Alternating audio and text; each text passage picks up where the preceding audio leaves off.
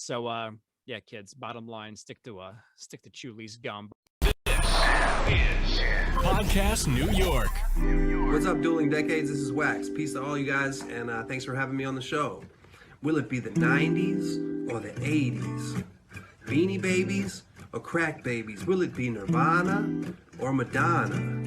Maybe Britney, maybe Whitney. Do you like new metal or new wave? Dave Grohl or Super Dave? I don't know. But now the battle begins. Dueling Decades. Let's see who wins. Dueling Decades. Podcasting from the Podcast New York studios and on Pod TV Live, it's another all-new Dueling Decades, the adult-only retro game show where the decades battle for supremacy because it's your history. We just fight for it. Welcome back. I am Marc James, and this week we have for you another week experience battle where all of our competitors' picks must fall within one calendar week. I'll be competing with the best of September 17th through the 23rd of 1989 alongside the other duelers and the decades they will be fighting for. First off, taking a week-long trip back to the 70s, say hello to Mancrush. What is up? And it feels like it's been forever since we've done a week experience. Since we've been doing these bi-weeklies, it feels odd. But yep, that's what I'm coming with. I got September 23rd through the 29th of 1979. Wow. Also joining the show and representing the 90s, please welcome back to the show the man who is known as the Professor, Mr. Drew Zakmin. What's up, guys? Good to be back. It's been a while. I will be repping the 90s. I have September 19th to the 25th of 1999. Wow, 1999. And as always here on the show, we need somebody to adjudicate all of this awesomeness. So this week's guest judge is back for the third time. You will know him as the Chewlies Gum rep from Kevin Smith's Clerks. All rise and welcome back actor, author, musician, and judge, Scott Schiaffo. Hey, guys. How are you, man? Welcome back. Good to be back. Ladies and gentlemen, the following contest will be held under Dueling Decades rules. The judges' coin flip shall decide who picks first out of the 5 Dueling Decades categories: movies, television, music, news, and hot products.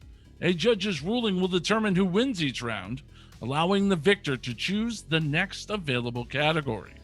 The first 3 rounds are worth 1 point each, with rounds 4 and 5 worth 2 points apiece. And in the event of a tie after all 5 rounds, we'll go to a final wild card round. Remember, duelers, to review the show, like, subscribe, and play along at home. It's time for more Dueling Decades. All right, let's toss it right down to our guest judge for this episode, Mr. Scott Schiaffo, for the coin toss. Okay, here we go, gentlemen. Drew, you All right, call it. this week it'll be between Mancrush and Drew Zakmin. Drew, why don't you go ahead and call it? I will take tails, please, sir. All right, here we go. Ooh, heads, brother. All right. All right, Mancrush, you win the coin toss this week, and you get to select our first category. Man, I was kind of gunning for Drew to take that one, but and I don't like starting games off with news, but we're gonna start off this game with news. All right, so let's go September 23rd, 1979, and I realize this one, and this is why I picked it first. You know, you use a little strategy here, right? It might not win the round, but this is pretty big news, pretty big news story, and it goes to show how far behind we are when it comes to technologies that have been around for decades. By and large, this is something that's like uber popular today, but when you think about it, you don't think about General Motors. You think about Tesla. And this story was out of the Chicago Tribune, and the title reads, GM expects electric autos by 1985. So let's go to the story here. General Motors Corp has made a major breakthrough in battery technology and is expected to announce Tuesday that it will market electric-powered cars by 1985. By then, if not sooner, GM will use batteries and an electric motor for some of its cars. They will initially have a range of 20 to 30,000 miles before the battery runs out. GM reportedly has developed a new battery twice as powerful as batteries currently used in their developmental electric cars, which will go 100 or more miles before needing a recharge, which will be twice the range of their current test vehicles using lead acid batteries. For more than a decade, battery-powered electric cars have been mentioned as an alternative to gasoline-powered cars as a major means of conserving petroleum. Especially, you got to think about it, this is during the 70s when gas was sparse for a while. The GM breakthrough is a major step toward realizing that goal, a high-ranking car executive told the Chicago Tribune. It doesn't mean that we'll have electric cars tomorrow, but we're on our way now. The drawback to electric cars to this date has been their inability to hold a charge for an extended period of time. Lead acid batteries used in current electric cars require frequent overnight recharging and seldom last for a year before needing to be replaced. On Tuesday, GM President Pete Estes is scheduled to announce that efforts to come up with a smaller, lightweight, and more powerful zinc nickel oxide battery have proved successful for GM. Just FYI here, their first electric vehicle for GM, that is, did not come out until 1996, and that was the GM EV1. I think we've talked about it on the show before. I don't know if somebody had it as a pick, but that was actually the first ever mass-produced electric car by a major manufacturer. So this is kind of big news. It obviously didn't hit their 1985 release point there. They missed it by a little bit. But side note, they still ended up using the lead acid battery that they were trying to replace in 1979. That's what they used in 1996.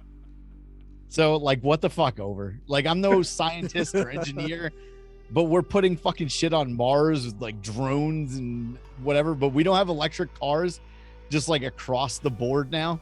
It's like things that make you go, right? And that's why I wanted to bring up the story, whether it wins around or not. I felt like, what the fuck? This is 1979 and it's still not taken over. Like, come on. They used 852D batteries. Electric cars. I wanted flying cars by now. You kidding me? There you go. That's what our boys fight about. You should look up that if you've never seen it, that GM EV1. It is a hideous car, by the way. All right, let's throw it over to the professor, Drew Zakmin. What did you bring for the news round? Right. So, I felt like this was very appropriate for this episode. I feel like this is the perfect story for why somebody should stick to Chewlies Gum and not deal with local quick stops who are basically just a bunch of cancer merchants. But I'm going to be hitting up the law books on this episode, guys, so just bear with me. But on Wednesday, September 22nd, in the year of our good Lord, 1999, the United States sued cigarette companies to recover federal healthcare costs. Turns out smoking's bad for you. And basically, it was not Will Ferrell who filed it, but Attorney General Janet Reno.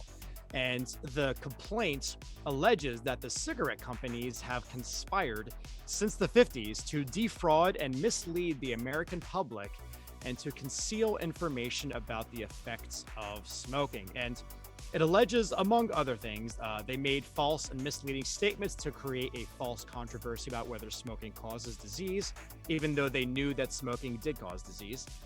They made false promises that they would undertake or sponsor research to determine whether smoking causes disease.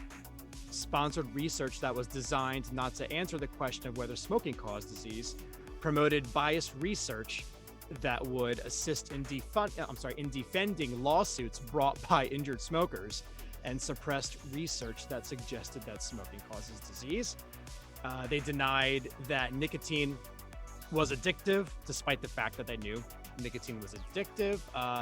There's a whole bunch of things here. Refraining from developing, testing, and marketing potentially less hazardous products, and denied that they marketed and or targeted products to children, although they actively sought to capture the youth market, albeit with a camel that looks like a giant penis. But I digress. That was their method.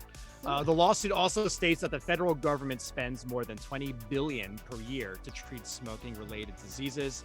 So, yeah, kids. Bottom line, stick to Chewlies Gum. But yeah, that's the news story I had. And as soon as I saw that, I was like, I got to go with this one. But yeah, September 22nd, 1999, the United States sues cigarette companies. Wow. Nice. I think I remember like the hubbub about that at the time. Well, you should, because you're a gum runner. There you go. Keep my ear to the ground on such news nuggets. All right. Well, much like your story, Drew, when I saw my news story, I knew I had to pick it for this round. So for my news, let's go to the pages of the Detroit Free Press out of Detroit, Michigan, September 20th, 1989, for an article by staff writer Brian Flanagan. A gray-haired man who appears to be more suited for hitting the books on campus has been hitting the banks in suburban Detroit for the past 2 months, an FBI official said on Tuesday. The man investigators have dubbed the Professor for his scholarly dress and manner has robbed 3 Oakland County banks and 1 in Wayne County since July 18th, said Special Agent John Anthony of the Detroit FBI. He's an older man. We believed him to be about 60 years old with gray hair, and he certainly doesn't fit the profile of a bank robber. Usually they're about half that age, he said. And we're in an era where many bank robbers are poorly dressed drug users. The Professor has a certain sartorial flair, Anthony said. He's always well dressed. He wears a sport coat, a hat, and glasses. He almost has the look and demeanor of a college professor. His head for figures is better than the average bank robbers. Ordinarily, robbers get about $2,000 taken in the average robbery. The Professor, on the other hand, is averaging about $15,000 for the 4 robberies that he's committed so far. The Detroit Clearinghouse Association, a group of financial institutions, is offering a $1,000 reward for information leading to the arrest of the Professor. Anyone with information about the Professor can call the Detroit FBI office anytime. Now, folks, I was not able to find out if the Professor has been caught. He may still be at large. So I have the white hairs, but I think I'm a little bit younger than that. All I'm picturing is the remember the guy from Big Daddy, Old Balls, with his 10-year plan. I'm picturing that guy. As the bank robber. Oh man, your plan. Don't die. Don't die. All right, well, let's throw it over to our guest judge for this episode, Mr. Scott Schiaffo, for his ruling on the news round. Oh, guys, come on. I mean, I got to go with Drew. I have to. I have to pay homage to Kevin's character of the Chewlies Gum guy. I mean, that's so right up my alley. And I do remember when that kind of happened. And I also... in my personal life, I always have disliked smoking, and I always knew it was not good. You know, my mother, sadly, she got emphysema, and that's the thing that took her out. And she was like a 2-pack a day woman for years. So I had a personal vested interest in disliking the tobacco companies. I mean, they're all out evil. They're really all out evil. Man, so I got to go with Drew's story. Yeah, so you were really authentic in that role. It really is true. You know, people do ask, and what's I think I've mentioned this before, but what's ironic is I've had every addiction under the sun, other than cigarettes. I mean, alcoholism, cocaine, heroin, pills. I mean, I did it all, but I wouldn't smoke. I didn't smoke cigarettes. You're like, I don't want that pussy shit. I got some coke, right? Yeah, crack. Smoke crack. Don't smoke tobacco. Words to live by Scott. Yeah. Really, the Chewlies Gum guy is not about gum. He's about crack. Crack flavored gum. There we go.